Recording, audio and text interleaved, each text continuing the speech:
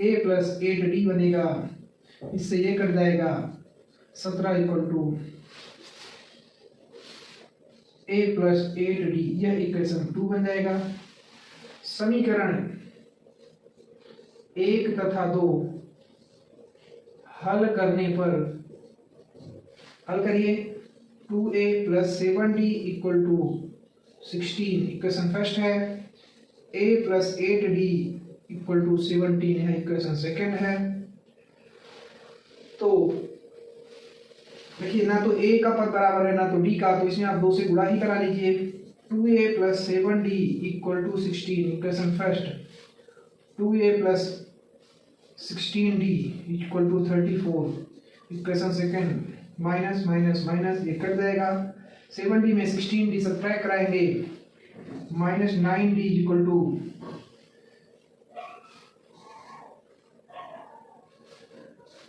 Minus 18d equal to 2 आ जाएगा। इससे इसको काटेंगे तो 2 बनेगा।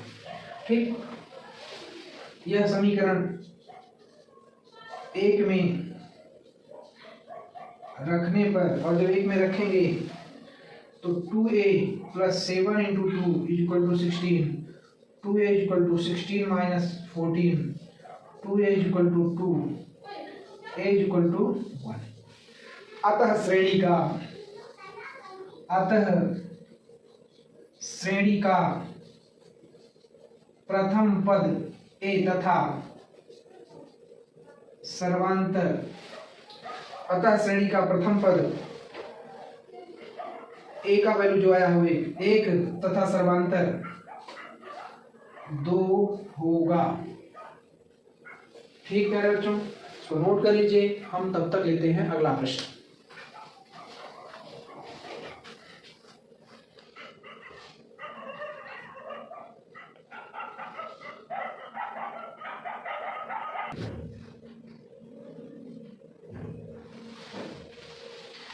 देखिए प्यारे बच्चों, अगला प्रश्न है, एक रेलगाड़ी एक समान चाल से 180 किलोमीटर की दूरी तय करती है।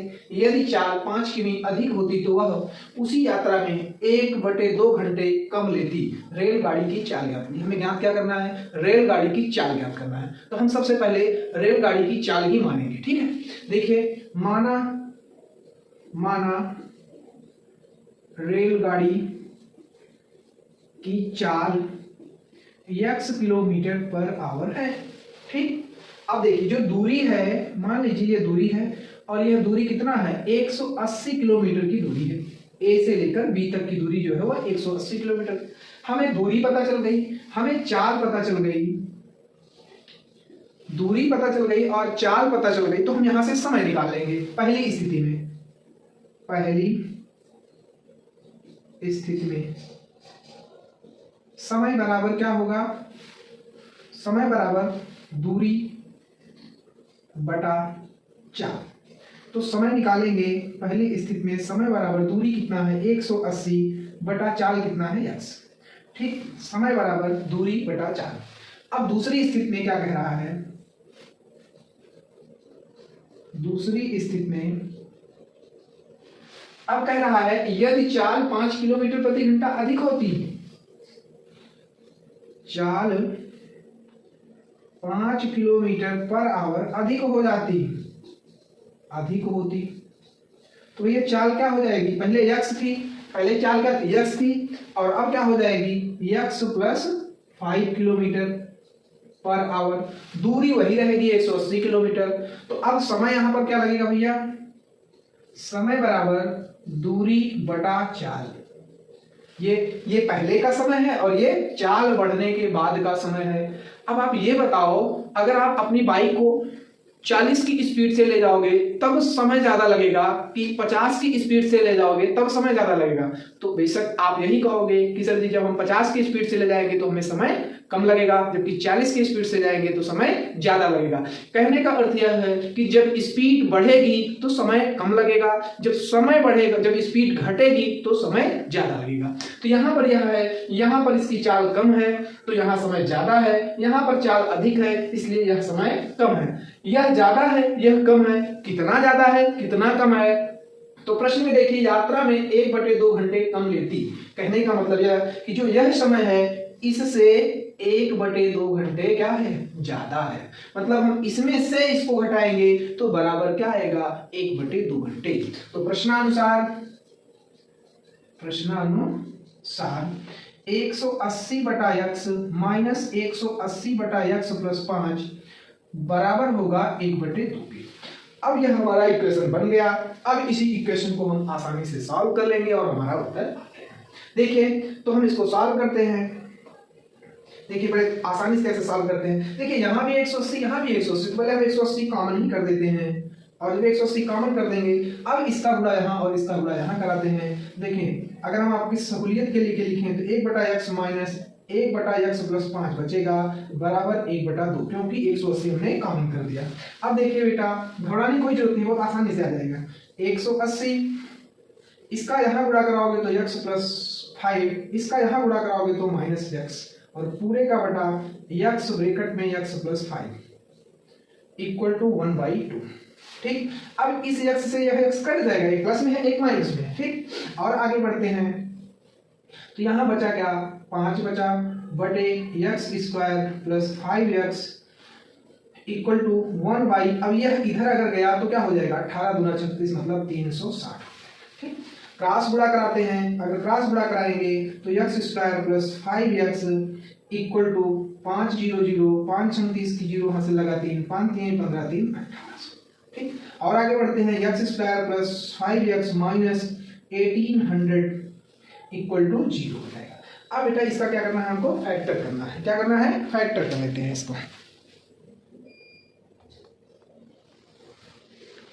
हाँ देखिए बेटा इसका जब फैक्टर कराएंगे, देखिए x square plus 45x minus 40x minus 100 मतलब 1800 इक्वल टू 0। देखो 45x में 40 से घटाएंगे तो 5x आ जाएगा, जबकि 45 का गुणा 40 में कराएंगे तो 1800 मिलेगा हमको। अब यहाँ और यहाँ पर x कॉमन करेंगे तो x प्लस 45 होगा, माइनस 40 कॉमन करेंगे तो x प्लस 45 होगा equal to 0। x plus 45 in first bracket x minus 40 in second bracket equal to 0। तो x इज इक्वल टू 40, अर्थात इसका जो 40 किलोमीटर पर आवर यही इसका आंसर हो जाएगा। ठीक, लगा लीजिए। जहां ना समझ में आया हो कमेंट में बताइएगा। ठीक बेटा, हम लेते हैं अगला प्रश्न।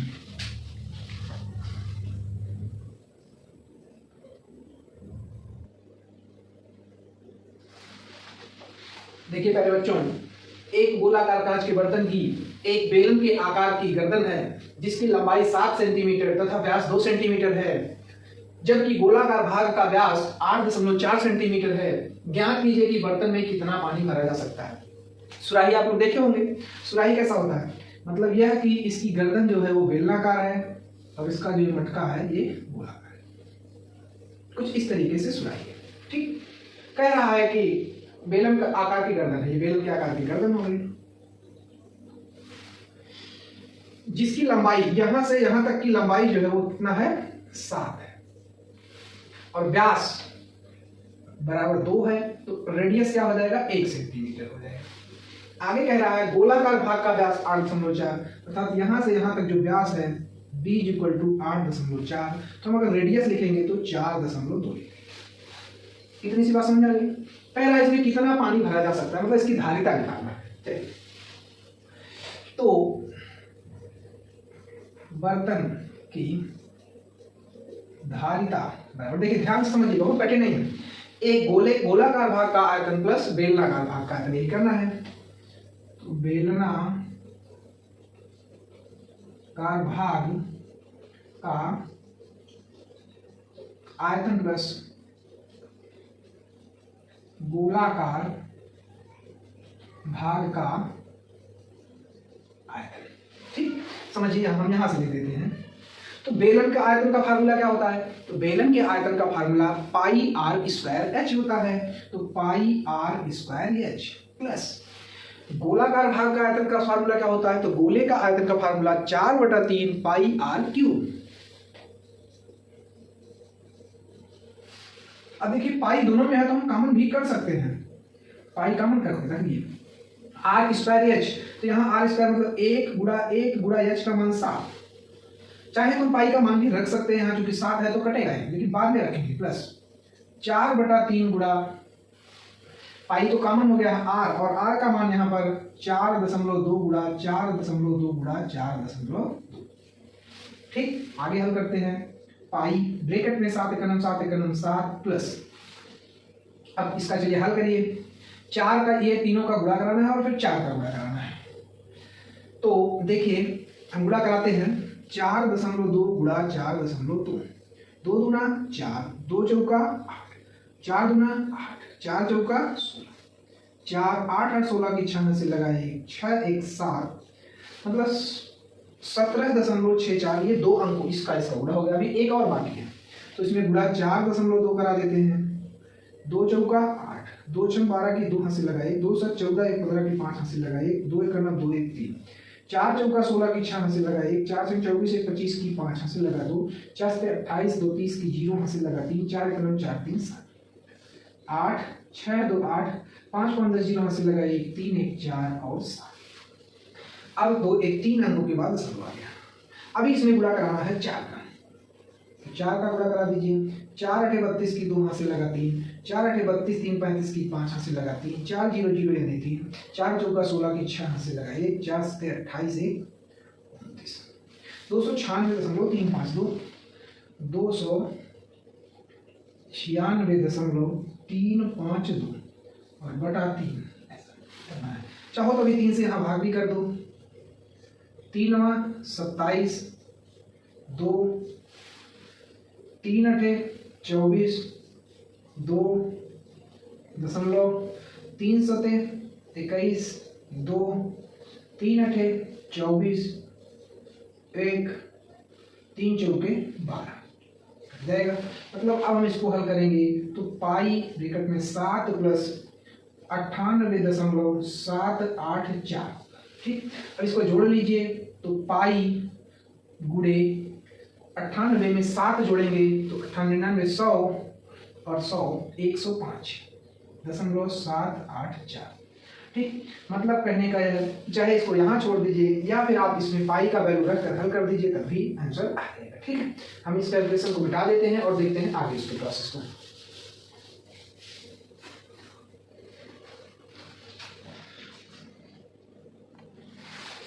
देखिए प्यारे बच्चों, अब हम यहाँ पाई का वैल्यू रख लेते हैं। पाई का वैल्यू रखेंगे तो 22/7 गुणा 105.784। देखिए 7 एकम 7, 7 5 35, फिर 7 एकम 7, 7 एकम 7, 7 दूना 14, ये कट जाएगा। आपका बचा क्या, तो बच गया 22 और गुणा 15.112, और इसी का गुणा करा देते हैं आपको। 15.112 में 22 का गुणा कराएंगे। 2 दूना 4, 2 एकम 2, 2 एकम 2, 2 5 10 0 हाथ से लगा 1, 2 एकम 2 1 3, फिर से 4 2 2 0 3, 4 4 2 6, 2 2 4, 2 3 3, 3 अंक के बाद दशमलव, अर्थात इसको हल करने पर 332.464 घन सेमी, यही आपका आंसर आएगा। ठीक बेटा, इसको सॉल्व कर लीजिए। जहां भी ना समझ में आया हो कमेंट में जरूर बताइएगा, तब हम लेते हैं अगला प्रश्न। ठीक,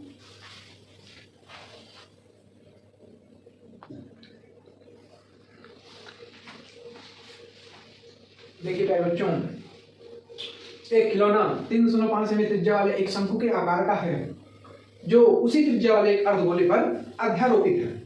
इस खिलौने की संपूर्ण ऊंचाई 15.5 सेंटीमीटर है। इस खिलौने का संपूर्ण पृष्ठीय क्षेत्रफल ज्ञात कीजिए। समझिए जरा,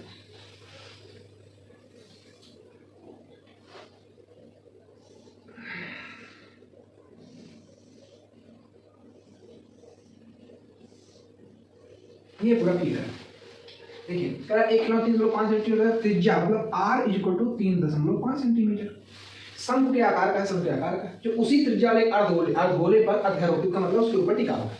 इस खिलौने की संपूर्ण ऊंचाई यहाँ से, देखिए संपूर्ण ऊंचाई का अर्थ यह है कि यहाँ से यहाँ तक इसका जो है वो 15.5 है, जबकि त्रिज्या इसकी यहाँ से यहाँ तक 3.5 है। अगर यहाँ से यहाँ तक 3.5 है, इसकी यह ऊंचाई कितनी हो जाएगी, टोटल 15 है, ये 3.5, तो ये कितना हो जाएगा, 12 सेंटीमीटर हो जाएगा। क्लियर, समझ में आ रहा होगा। और इसकी रेडियस जो है ये, तो अब पृष्ठीय क्षेत्रफल निकालने के लिए हमको एल की जरूरत पड़ती है। इसका एल हमें नहीं पता है, L is equal to under root के अंदर h square plus R square. h का मान 12 है, 12 का वर्ग प्लस 3.5 का वर्ग, 144 प्लस इसका हो जाएगा 12.25, जोड़ोगे तो 0.25, 4 2 6, 4 1 5, 156.25, और फिर इसका वर्गमूल निकालोगे आप तो आएगा आपका 5, और फिर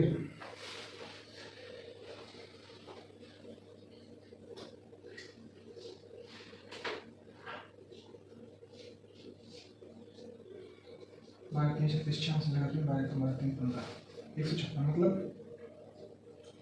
12.5, क्या आएगा 12.5, इसका वर्गमूल आएगा। तो L का मान आपका आ गया 12.5 सेंटीमीटर। और आगे बढ़ते हैं, अब कह रहा है खिलौने का संपूर्ण पृष्ठीय क्षेत्रफल निकालिए। तो खिलौने का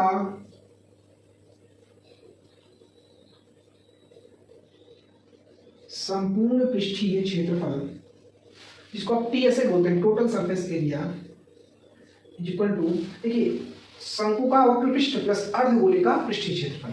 तो शंकु का वक्र पृष्ठ प्लस अर्धगोले का पृष्ठीय क्षेत्रफल। शंकु का वक्र पृष्ठ होता है पाई आर एल प्लस अर्धगोले का पृष्ठीय क्षेत्रफल होता है 2 पाई आर स्क्वायर। हल करिए, आप पाई कॉमन कर सकते हैं और आर अगर सेम है तो कॉमन कर सकते हैं। तो पाई आर आप कॉमन कर लीजिए तो बचेगा एल प्लस 2r। चलिए, पाई गुणा आर का मान है 3.5 और एल का मान है 12.5 प्लस आर का मान 3.5, तो 2r का मान 7। 22/7 गुणे 3.5 ब्रैकेट में 12 7 19.5, 7 पचे 35 और 22 पंचे 110 गुणे 19.5, और गुणा कराएंगे तो 11 पचे 55 की 5 हासिल लगा 5, 11 9 99 5 104 की 4 हासिल लगा 10, 11 91 11 10 21, और आपका एक अंक के बाद दशमलव लग जाएगा, 214 सेंटीमीटर स्क्वायर इसका आंसर हो जाएगा। ठीक बेटा, तो सॉल्व कर लीजिए। हम लेते हैं अगला प्रश्न।